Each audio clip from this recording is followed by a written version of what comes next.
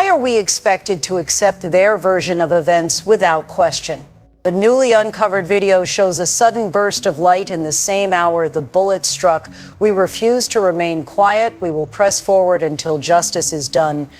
Fresh footage has now come to light. A camera recovered near Utah Valley University recorded what appears to be a flash of gunfire at the very time Charlie Kirk was shot. If this is authentic, it suggests investigators may have overlooked a critical detail, the presence of a possible second shooter. And while this crucial piece of evidence lay hidden, a grieving family was left in the shadows. Before we dive into today's story, kindly subscribe to our Shadow Detective channel if you believe in fighting for justice. Kindly help us reach 300 subscribers, and we believe that with energy and support, we will achieve it. Let's build this community that refuses to stay silent, to stop asking the hardest question of all, but why? Every view, every comment, and every subscriber is a stand against silence and a step toward truth for those who can't fight for themselves. The explanation we were given sounded tidy, far too tidy. The story went like this. Charlie Kirk fell to a lone gunman, one rooftop, one rifle, one suspect, Tyler Robinson. His DNA was allegedly traced to the cloth that covered the weapon. A partially burned note, prosecutors claimed, revealed his motive. According to officials, the puzzle was already complete before the public had even begun to question it. Authorities wasted no time cementing this version, the lone shooter account. It was quick, packaged neatly, and offered the kind of closure people thought they wanted. Within hours, Robinson's image flooded the media, branded as the sole culprit. But pause for a moment. Why did it all come together so quickly? Why did certainty arrive faster than the pursuit of the real truth? For the crowd, closure brought comfort. For prosecutors, it meant convenience. And for the institutions in charge, it offered a shield. Still, beneath that polished narrative, doubt never truly disappeared. Students insisted the gunfire echoed from more than one spot. Neighbors muttered that the timeline didn't add up. Families whispered the possibility that the whole truth had not yet come to light. But doubt is easily silenced. And that's exactly what happened. We silenced our suspicions. We silenced our questions.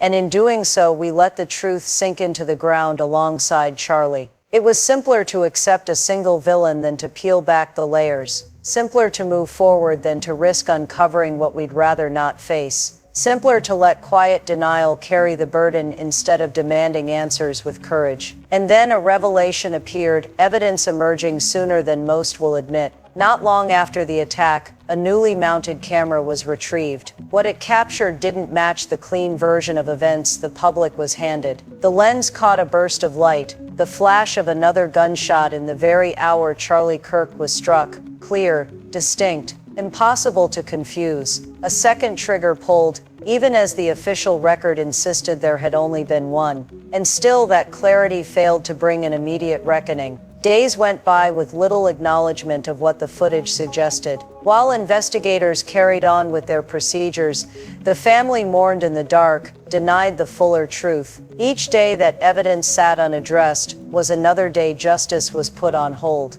Another day answers were kept from view. This wasn't old, forgotten material. It was fresh proof, but it was slowed, dismissed, or quietly shelved. That delay didn't happen by accident. It happened because someone chose procedure over honesty, convenience over accountability. When a lens captures something you'd rather ignore, choosing silence becomes deliberate. And that silence robbed Charlie Kirk of the chance to have his full story revealed. The video was only the first crack in the surface. Forensic analysts who examined the audio around the same time frame confirmed what the images had already hinted at. Multiple spikes were detected the very hour Charlie Kirk was gunned down. These weren't echoes. They weren't glitches. They were distinct markers of separate shots. What does that suggest? Some argue it could have been a stray round, a misfire that never struck. Others believe it might have been a warning shot, a message fired before the fatal round. And then there's the more unsettling possibility that another gunman was out there. Someone never identified, never brought into custody, never even questioned. If that's the case, then Tyler Robinson's arrest tells only part of the story, a half-truth packaged as closure, a neat ending delivered in place of the real one. And here's the weight no one wants to claim. What if this footage had been acknowledged right away? What if every clue had been pursued with the same urgency as the convenient ones? Would we still be standing here asking questions that should already have answers? Picture being a juror, asked to reach a verdict without ever seeing this. Picture being an investigator, stepping over a piece of evidence that could have shifted the entire case. Picture being the family, living with the knowledge that the truth existed but was left untouched. How do you carry that? How do you explain to a widow that certainty was possible but never pursued? How do you tell a child that silence was chosen because confronting the truth would have been harder? And the footage itself, there's more than just a flare of light. Look closer. In those same frames, a shape emerges, a figure in the background, a silhouette fading into the dark just as the muzzle flash dies. No clear face, no name, just a suggestion that another presence was there. Officials haven't confirmed it. They refuse to say it proves another shooter. But sometimes images speak louder than any press statement, and those who have examined it frame by frame know what they've seen. The implication lingers, impossible to dismiss. It mirrors the rumors that circled that night, accounts from witnesses who insisted shots rang out from more than one direction. At the time, they were brushed aside as frightened, unreliable, or mistaken. But today, their words sound less like confusion and more like warnings we chose to ignore. And that's the shadow that lingers. If another gunman stood there all along, then those who rush to close this case wear the mark of their silence. Because silence is never neutral. Silence shields someone. Silence buries facts. And in this tragedy, silence left a widow searching for answers that never came, and a family drowning in grief without clarity. But the silence wasn't confined to the missing footage. It spread through every layer of the institutions involved that night. The university slow to confront what its own security should have caught. Investigators leaving gaps wide enough for crucial evidence to slip through. Systems designed to protect truth and life instead chose delay, hesitation, and distraction. And beyond institutions, silence belonged to individuals too. Students who heard sounds but dismissed them. Security who overlooked angles that mattered. Administrators who failed to scan every second of the recordings. Small choices, ordinary excuses. Yet woven together, they built a wall of silence around the truth. And silence always carries a price. It conceals answers. It excuses negligence. It whispers to the grieving, your pain can wait. The harshest truth is this: Charlie Kirk wasn't only failed by the man who pulled the trigger, he was failed by every silence, every dismissal, every eye that turned away. And silence does not dissolve with time. It hangs in the air, over the campus that failed to protect him, over the investigators who hurried to declare the case closed, and over every individual who chose comfort instead of courage. So what does this mean now? It means the version of justice we were handed may never have been justice at all. If more than one shot rang out, if a hidden figure slipped through the dark, then the story we embraced was incomplete. And incomplete stories don't heal, they reopen wounds. It means that an arrest alone doesn't equal resolution, that signed charges don't erase the questions burned into the minds of those who lived that night. And it means this, as a community and as a nation, we must face the role we played in settling too quickly. Because when we embrace the easy version,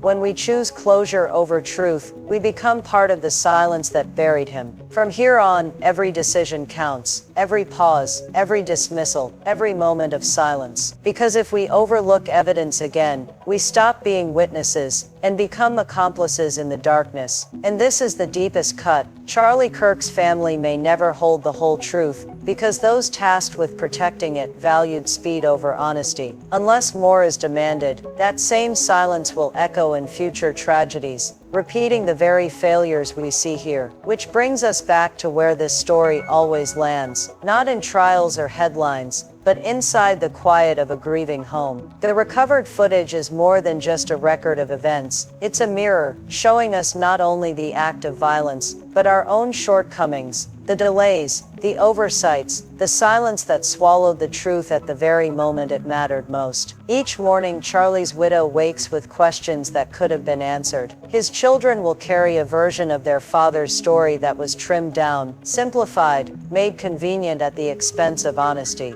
And that silence, that stain, will not fade. Because silence is never neutral. It takes a side. It shields the careless, protects the negligent, and leaves the innocent abandoned. So ask yourself this: if a camera captured what so many refuse to acknowledge, what does that reveal about us? About the responsibility we set aside? About the truth we allowed to slip away? Charlie Kirk wasn't only failed by the man behind the trigger, he was failed by silence, by every shrug, every blind eye, every choice to look the other way. And unless we confront that, we remain part of the reason his story is incomplete. This isn't just another case in the news. It is a test of their responsibility and of ours. The footage, the second flash of gunfire, the questions left unanswered. These are not stray details. They are open wounds, kept alive because silence felt easier than honesty. And now the burden shifts to us, to you watching, to every person willing to ask the questions others ignored. Will you push for the truth,